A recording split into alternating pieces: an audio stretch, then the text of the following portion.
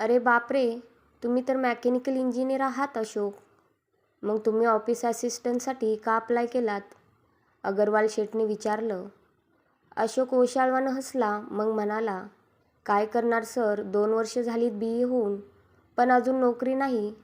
घरची आर्थिक परिस्थिती फारशी चांगली नाही. त्यामुळे. काय करतात वडील तुमचे? गणपती मंदिराजवळ फुलांचं दुकान आहे आमचं. पण तुम्हाला कल्पना आहे ऑफिस असिस्टंटला काय काय कामं असतात ती? हो सर, सगळी नॉन टेक्निकल कामं असतात. पण इलाज नाही सर. माझ्या आईवडिलांना माझ्याकडून फार अपेक्षा होत्या. मी मात्र 2 वर्षापासून रिकामा बसून आहे. ते मला बोलत नाहीत, पण त्यांची मनस्थिती मी समजू शकतो. या नोकरीमुळे कमीत कमी मी कुठेतरी गुंतल्याचं आणि काहीतरी कमवत असल्याचं समाधान तरी त्यांना मिळेल. अगरवाल शेठ विचारात पडले. गेल्या 3 महिन्यांपासून त्यांच्या फॅक्टरीत एक इंजिनियर्सची जागा रिकामी होती. अशोकला तिथे पाठवता आलं असतं, पण त्याला इंजिनियर्सचा 15-20 हजार द्यावा लागला असता. शेठ महाधूर्त होते. त्यांनी खेळी खेळायचं ठरवलं. ठीक आहे अशोक, तुम्ही उद्यापासून येऊ शकता. तुम्हाला 5,000 पगार देऊ आम्ही. ऑफिसची सर्व कामं तुम्हाला करावी लागतील. येस सर, अशोक खुश होऊन म्हणाला. जसा तो उठायला लागला, शेठ म्हणाले, अजून एक, आता तुम्ही इंजिनियर आहात, तर आमच्या फॅक्टरीत गरज लागली तर जाल ना? जाईन की सर, ते आवडेल मला. शेठ हसले. त्यांचा हेतू साध्य झाला होता. 2-3 दिवस ऑफिसमध्ये काम केल्यावर अशोकला फॅक्टरीत बोलवण्यात आलं. कामकाज समजावून देण्यात आलं आणि दुसरा इंजिनियर मिळेपर्यंत तिथेच काम करावं असं सांगण्यात आलं. अशोकलाही आपल्या शिक्षणाशी संबंधित काम मिळालं याचा आनंद झाला. थोड्या दिवसातच तो फॅक्टरीत रुळला. मेहनती आणि हुशार असल्याने उत्पादनाशी संबंधित सर्व बारकावे त्याने पटकन आत्मसात केले. क्वालिटी आणि क्वांटिटी वाढवण्यासाठी त्याने बऱ्याच सुधारणा केल्या. त्या चांगल्याच यशस्वी ठरल्या. त्याच्या लक्षात आलं की इथले कामगार खूप बेशिस्त आहेत. वेळी अवेळी मशीन्स बंद करून तंबाखू गुटखा खाणं, केव्हाही चहा प्यायला जाणं, काम सोडून गप्पा मारत बसणं, असे उद्योग चालायचे. प्रोडक्शन मॅनेजरला सांगून त्यांनी त्यांच्यावर बंधनं आणली. त्यामुळे कामगार दुखावले, पण उत्पादन वाढलं. कंपनीचा नफा वाढू लागला. 3 महिने झाले तरी दुसरा इंजिनियर आला नाही आणि अशोकचा पगारही 5,000वर गेला नाही. 20-25 हजार पगार घेणारे दुसरे इंजिनियर्स आता त्याची टिगलटवाळी करू लागले. महाधूर्त असणाऱ्या अगरवाल शेठनी त्याचा 5,000त कसा बकरा होईल यावर हशा पिकू लागला. अशोकलाही ते समजत होतं, पण जोपर्यंत दुसरी नोकरी मिळत नाही तोपर्यंत ही नोकरी सोडून चालणार नव्हतं. परत आईवडिलांवर ओझं व्हायची त्याची तयारी नव्हती. मध्यंतरी अगरवाल शेठनी सगळ्या इंजिनियर्सची मीटिंग घेतली. त्यात त्यांनी अशोकची खूप प्रशंसा केली. कमी पगारातही अशोकचा परफॉर्मन्स एक्सलंट असून 20-25 हजार पगार घेणाऱ्या इंजिनियर्सनी त्यांच्याकडून काहीतरी शिकलं पाहिजे, असं ते म्हणाले. तेव्हा अशोकची छाती अभिमानाने फुलून आली.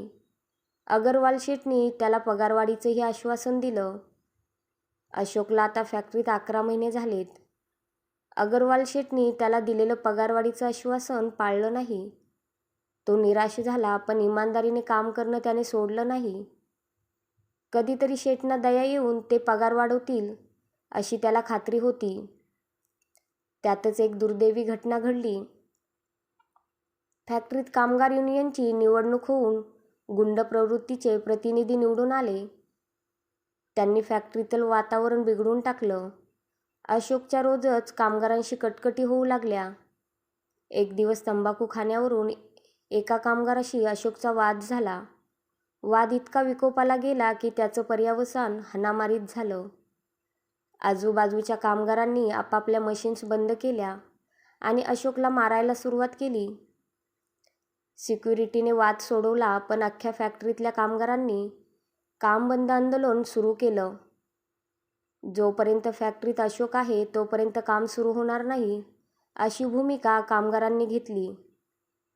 फॅक्टरीच्या डायरेक्टर्सची तातडीने मीटिंग झाली आणि त्यात अशोकला फॅक्टरीतून काढून टाकायचा निर्णय घेण्यात आला. दुसऱ्या दिवशी अगरवाल शेठनी अशोकला ऑफिसमध्ये बोलावून घेतलं.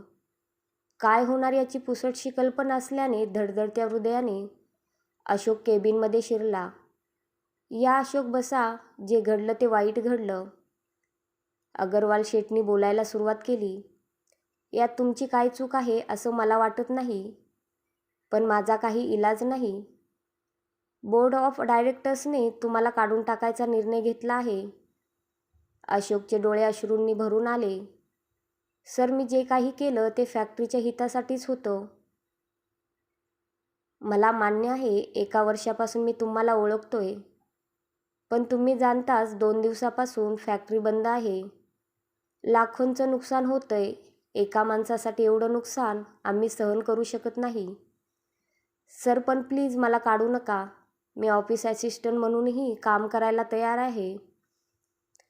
तिथे तर 2 माणसं अगोदरच काम करत आहेत, त्यामुळे ते शक्य होणार नाही. सर, मी माझ्या आईवडिलांना कसं तोंड दाखवू? दुःखाने अशोकच्या डोळ्यातून आता अश्रू वाहू लागले. अगरवाल शेठनी खांदे उडवले. तुमचा हिशोब तयार आहे. कॅशियरकडून घेऊन घ्या. अशोक जड अंतकरणाने उठला. दाराजवळ जाऊन त्याने दरवाजा उघडला. थांबा अशोक.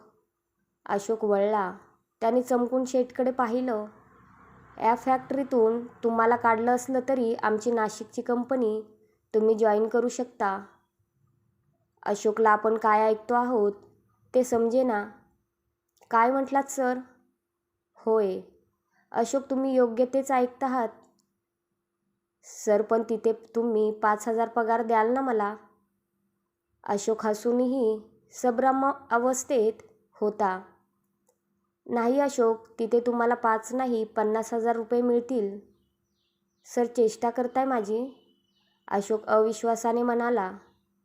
नाही अशोक, तिथे तुम्ही सुपरवायझर नाही तर प्रोडक्शन मॅनेजर म्हणून जाताय. तुमची हुशारी, मेहनत पाहून कधीपासूनच ते माझ्या मनात आलं होतं. ती संधी आज अशा प्रकारे चालून आली. तुमच्यावर नशिबाने कामगारांनी आणि आम्हीसुद्धा खूप अन्याय केला. आता न्याय करायची वेळ आली आहे. अशोक आनंदला. सर, पण मला 2 दिवस वेळ द्या पुढची सगळी व्यवस्था करायला. काहीच गरज नाही अशोक. तिथे 2 BHKचा वेल फर्निश्ड फ्लॅट रेडी करून ठेवला आहे. बाकी सर्व व्यवस्थाही झाली आहे. तुम्ही फक्त बॅग पॅक करा. उद्या सकाळी तुम्हाला गाडी घ्यायला येईल. तुम्ही जोपर्यंत नोकरीत राहाल तोपर्यंत ती कायम तुमच्याकडेच राहील. अशोकच्या डोळ्यातून आता आनंद अश्रू वाहू लागले. तो पुढे येऊन शेठजींच्या पाया पडू लागला. शेठजीने त्याला उचलून छातीशी धरलं. अशोक, एक गोष्ट मला नेहमी खटकते. तुम्ही मराठी तरुण का नोकरीच्या मागे लागता?